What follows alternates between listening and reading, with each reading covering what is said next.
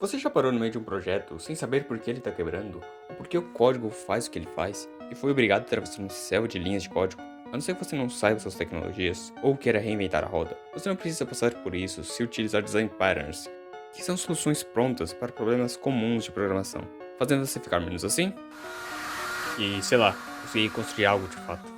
Para começar com os dois pés na porta, vamos começar com o padrão da fábrica. Imagine que você precise dinamicamente criar objetos que virão de forma e atributos de objetos que devem ser criados de formas diferentes, dependendo da situação, como um botão em uma interface de usuário ou um inimigo, e muitos desses objetos possuem centenas de variáveis e diferenças minuciosas entre eles.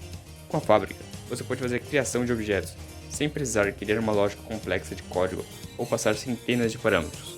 Ao invés disso, você simplesmente cria uma classe de fábrica que pega todas as variáveis e as juntas para formar o objeto. Tudo isso em um método simples e prático que retorna um objeto prontinho para uso. Mas de nada adianta a gente ser capaz de construir quantos objetos a gente quiser, de forma tão simples assim, se o comportamento deles é baseado em um Hadoop de if-else, e é para isso que existe o padrão da estratégia. Imagine que você está programando um jogo, e esse jogo possui personagens que podem correr, atacar, plantar e roubar. Uma forma extremamente ineficiente, mas que funciona de criar esses comportamentos complexos e dinâmicos, seria a utilização de if-else junto de um atributo, mas isso torna o código difícil de ler e consertar quando algo inevitavelmente der errado. Ao invés disso, a gente pode criar uma interface exclusiva para esses comportamentos e um método para mudar o comportamento da IA. Assim, tudo que a IA precisa saber é que ela precisa chamar um método do comportamento atual. E isso torna o código dinâmico e legível. Também é mais fácil de consultar, já que se algum comportamento der problema, é só a gente ir até o comportamento em si, ao invés de navegar num mar de ifs e else. Um padrão que possui uma excelente dinâmica com esse é o padrão do estado, em que o objeto vai trocando de estado conforme ele é utilizado, criando um código dinâmico e modularizável. Um ótimo exemplo disso é o jogo Dragon Ball Z Budokai Tenkaichi 3.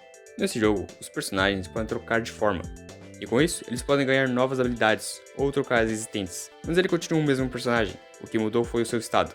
Outro exemplo excelente é uma fornalha do Minecraft. Uma fornalha sempre está em um entre dois estados: parado, onde a fornalha não emite luz e nenhum item é transformado em outro, e queimando, onde a fornalha não apenas está consumindo item e um combustível, como também emite luz, e sua textura muda para mostrar que ela está queimando. Um padrão tão importante quanto, e talvez até mais versátil, é o padrão do comando. Já ouviu falar de um negócio chamado Alexa? Ou quem sabe Ctrl+C, Ctrl+V? Ou talvez, olhe para o seu teclado. Todos esses implementam o padrão do comando de maneiras diferentes. O padrão do comando encapsula comandos em objetos, o que permite a gente criar quantos comandos a gente quiser, para quaisquer funções a gente quiser, além de criar interações especiais com esses comandos, com uma funcionalidade de desfazer e refazer. Porém, algo interessante de notar do padrão do comando é que a gente pode usar ele junto do padrão do observador. Já aconteceu de você precisar de objetos que reagem a um evento? Tipo interface de usuário, NPCs, notificações. Se um canal possui uma lista de inscritos, a gente pode usar o padrão do observador para ir para cada um desses inscritos e chamar um método de notificação. Claro, isso depois de inscrever esse inscrito nessa lista. Deixando isso de lado, já se perguntou como decoradores funcionam? Talvez você já saiba intuitivamente como o padrão do decorador funciona, já que ele é um padrão de projeto que quase toda linguagem de programação implementa. A ideia básica é que a gente pega um objeto já existente, processa ele, então a gente consegue um novo objeto, mas dessa vez com atributos ou funções novas. Um bom exemplo disso são perfis do Discord. Uma das features do Discord é que você pode ter papéis, identidades ou flares no seu perfil, que além de criar moderadores de flares no perfil, também serve de um ótimo exemplo de decoradores.